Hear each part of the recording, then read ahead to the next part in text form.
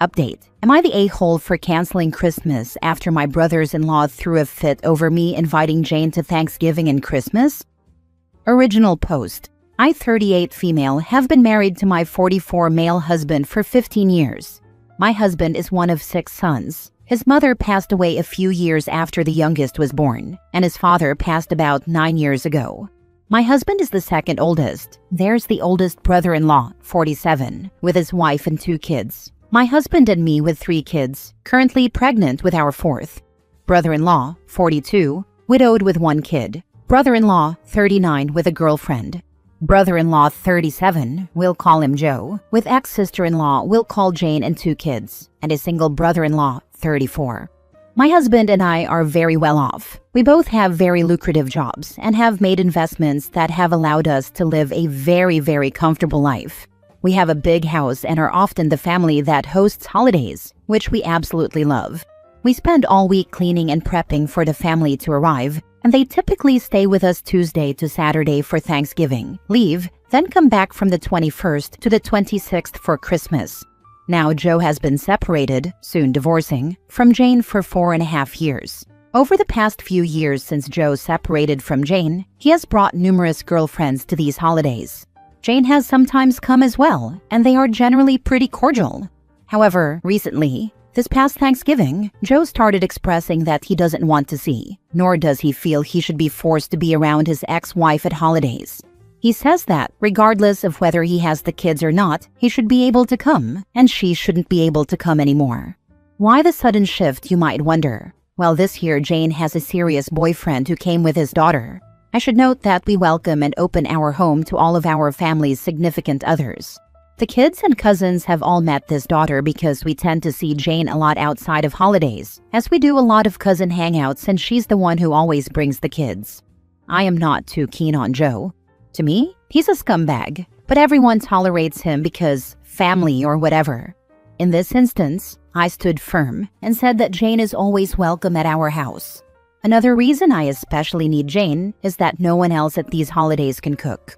During the holidays, it's basically me and Jane and my mom.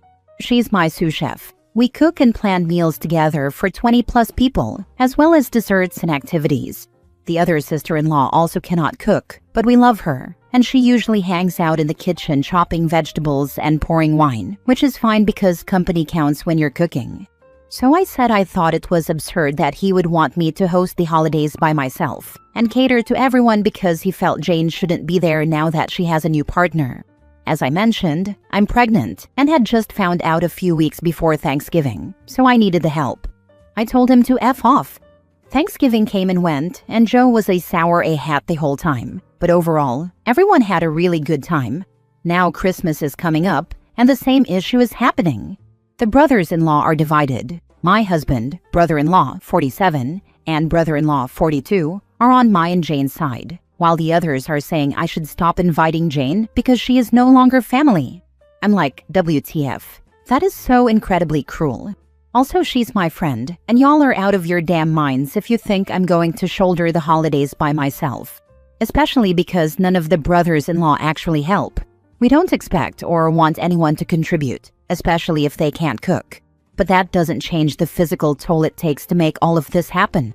My husband, love him, said that this was too much stress for me and that we should just cancel and do something else. We immediately booked a vacation. I then sent a message in the family group chat notifying everyone that we will not be doing Christmas this year and that we will mail all the kids their gifts. Now everyone is up in arms, saying that I shouldn't cancel, and that not having one person there is not reason enough to cancel the holidays, blah blah blah. My husband kind of chewed them out, saying that Jane is not some stranger or random person. She's been part of the family for 20 years, and she and Joe started dating in high school. He also said they don't get to take all the benefits of the holidays, not help at all, and then demand that I do everything alone, just because Joe is in his feelings that she moved on. I told them they could all choke on a candy cane, and if they wanted to have Christmas, they could host, plan, cook, and create the magic with the people they deemed family. So, yeah, am I the a-hole for this? Now for the top comments before reading the update. How would the family feel if Joe stopped coming to holidays because of this, or if they get split in half? Eventually, Jane will probably end up going to her new significant other's family's house for holidays. Also, how does the new SO feel about going to her ex's family's home for the holidays? I'm genuinely curious. Honestly, he's so obnoxious and always wants to be the center of attention. He drinks too much and thinks he's God's gift to ladies. He is attractive, but he has such a crappy attitude. Last Christmas, we got all the kids bikes, and he hopped on his oldest son's bike to show the kids how he could do cool tricks, and ended up running into the stairs and getting the bike wheel stuck. His son was so sad, and he didn't even get to be the first one to ride it. We got him another bike. Ironically enough, it was my husband and Jane's new boyfriend who taught him how to ride it. Whenever he's at events, people are always apprehensive because he always tries to steal the spotlight. It's exhausting. But when he's being decent, he's actually not that bad to be around. It's just that more often than not, he's that person. Calling her an ex-sister-in-law is just so rude. She's the mother to your nieces and nephews. She will always be your sister-in-law. Forever, she was at the birth of all my children. And every time one of them was born, she would stay over for weeks to help postpartum. She would be homeschooling her kids and helping with mine. My husband said he would disown his brother before he disowned her. My heart couldn't allow me to ice her out. I just don't understand that. She's such a sweet person. I'm not saying she's perfect, but really, she's so kind.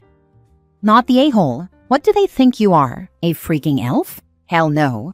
And they think that someone who has spent 20 years in the family and has kids in the family is no longer family? Like, what if she has an emergency? They would just let her rot? Go and enjoy your vacation. And congrats on your pregnancy and the nice husband you have, because clearly not everybody is as lucky. I'm writing this and repeatedly thinking, Jesus.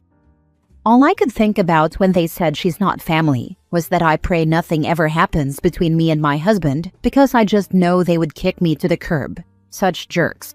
Especially the youngest brother-in-law. He lived with them for a few years straight out of college, and she was basically taking care of him for at least 3 to 4 years. And again when he got laid off. People's memories are so short. Now for the update 3 weeks later, so I figured I'd give you all an update. Phew, a lot has happened since I last posted, and not all of it has been good. The good, Jane is now engaged to her boyfriend, and she is pregnant. So I also have a bump buddy. We are so excited, both early along, so we really get to do the whole journey together. They had a small party, and it was nice meeting her fiancé's family. They are such lovely people, so warm and welcoming. I'm very happy for her because, as I mentioned in my last post, she doesn't really have any family, and seeing them embrace her so wholeheartedly was beautiful. She doesn't have a big family, but they are solid folks. The bad? A few days after the party, my husband got a call from Jane that Joe had gone off the rails. He was showing up at her house at random hours, trying to talk to her while her fiancé wasn't there and really scaring her and the kids. We had them come stay with us, while my husband and his brothers had an intervention and confronted Joe. We left for our holiday, leaving Jane and my nephews in our home, thinking everything had cooled down. Boy, were we wrong. Joe broke into our home with a weapon, trying to get to Jane. We have 2 Labrador retrievers who do not take kindly to intruders, and unfortunately for him, they attacked him and he was sent to the hospital. It was actually pretty wild that they attacked him, because they know him. I guess they sensed the danger. Ex-sister-in-law ended up filing for a restraining order and is going to petition for full custody of the boys, since he has been so unhinged. It's scary how fast he's spiraling. My husband was furious and immediately agreed to press charges for breaking and entering, which is a felony in our state. This will most likely cause him to lose his job. But my husband said those are the consequences of his actions, and at this point, the safest place for him and everyone else might be behind bars. I honestly am scared to think what could have happened if the dogs weren't there to circumvent the danger. Joe is in police custody, and no one really wants to bail him out because they don't want him around their families. The brothers are trying to get him help, but at this point, everyone agrees that he's dangerous. Things have calmed down since then. In spite of the circumstances, we had a very nice tropical holiday. We still haven't told our other kids that they have a sibling on the way, but I think my oldest suspects something. He's been watching me way too closely, but hey, this isn't his first rodeo LOL. When we get back, we plan to host a quiet New Year's Eve party for the family. We want to bring in the new year with the ones we love and try to give everyone something to look forward to. Jane is back at her house with her fiancé. She volunteered to help plan the New Year's Eve party and set up games for the kids. Such a sweetheart. My other brothers-in-law have since apologized to both of us and, as penance, they will be watching all the nibblings and handling cleanup duty for the New Year's weekend. I hope Joe gets himself together, but right now we are focusing on celebrating and ending the year on a positive note. It's a bittersweet ending to the year, but that's how life is sometimes. Happy holidays, Reddit. Ex-sister-in-law is pregnant. A lot of dogs tend to get extra protective of pregnant women, even if the attacker is someone they know. That's my experience anyway. Glad everyone is okay, especially Jane and the kids. That makes sense. I've never known an aggressive retriever and was trying to figure out what happened. But I bet you're right. Protecting the pregnant pack from aggressive males is very common in the animal kingdom. Those puppers better have gotten a reward of steak. I second this. Spoil them absolutely rotten, LOL. I'm not surprised by Joe's actions. When OP mentioned he was bringing other women around and then suddenly took issue with his ex when she got a new boyfriend, I knew he likely had only brought the other women to make her jealous. Typical behavior from guys like him to lose their mind when their target moves on and seems happy without them. Oh my, Joe definitely sounds really dangerous. I'm happy to hear that no one is bailing his butt out. I hope your dogs got some good treats for keeping sister-in-law safe, and I'm so glad they were there to protect her. I'm kind of curious how Joe even knew she was there. It's really unfortunate that he broke into your house. I hope he didn't cause too much damage. Too bad he wasn't in jail prior to Christmas dinner, so you guys could have enjoyed it as a family without having to worry about him showing up and being an a-hole. And congratulations on the pregnancy. Last story. Am I the a-hole for telling my paternal grandparents on Christmas Day that my brother and I hate them for insulting our dead mom all the time? My mom died when I, 16 female, was 5, and my brother, 18 male, was 7.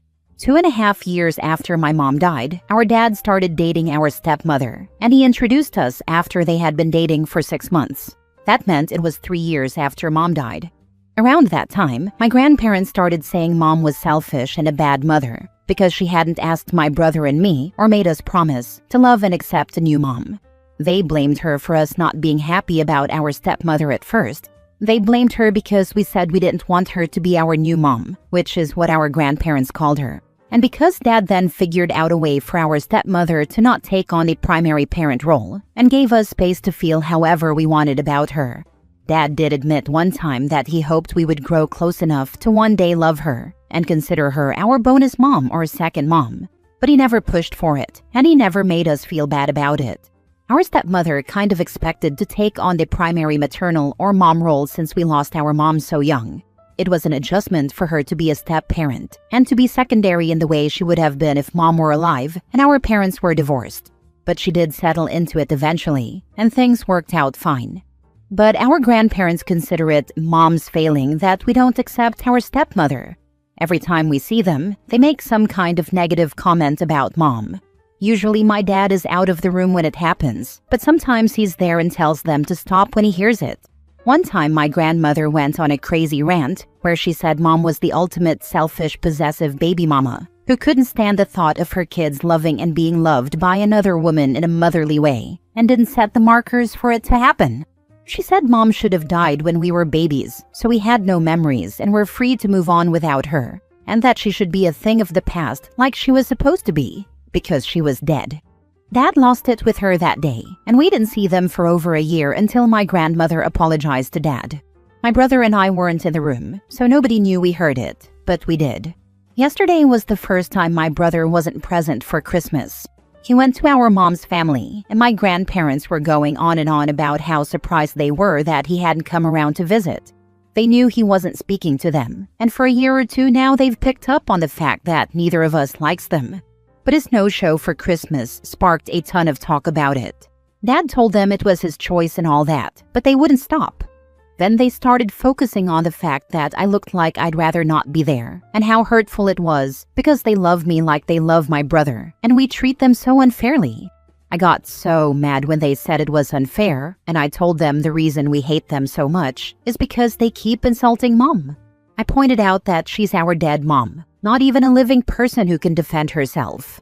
I told them we lost all respect and liking for them after that, and the more they said, the more we hated them. My grandmother was speechless, and my grandfather tried to argue back, but Dad told him not to say a word and took me home. My stepmother stayed there for about an hour before she got back.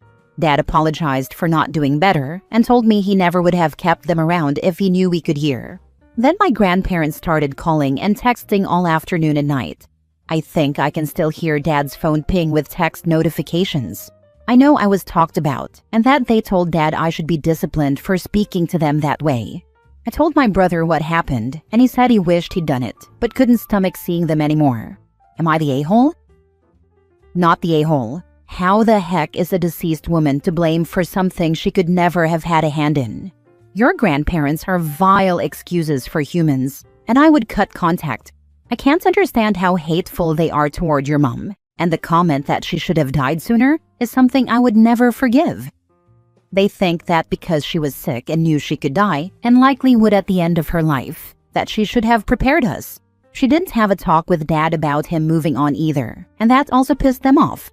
They felt like we all should have gotten her blessing, and that she should have encouraged him to find another wife, and for us to accept a new mom because she wasn't going to be here. I'm glad you felt comfortable taking them on. The shame is on them, and you handed it back to them in full force. Going forward, I can't see a reason for you or your brother to subject yourselves to that. Stepmom and Dad get bonus points if they side with you and your brother and stop seeing them, as it always turns into you children and your mother, may she rest in peace, being insulted. Your grandparents really don't like you or your mother. There's no need to ever see them again. My brother has already decided he won't ever speak to them or be near them again. When they die, he won't even go to their funerals. If they're on their deathbeds, he won't go to see them even if they ask. He's 100% done, and I feel the same. So whether it's now or in a year and a half when I turn 18, I'll be doing the very same thing.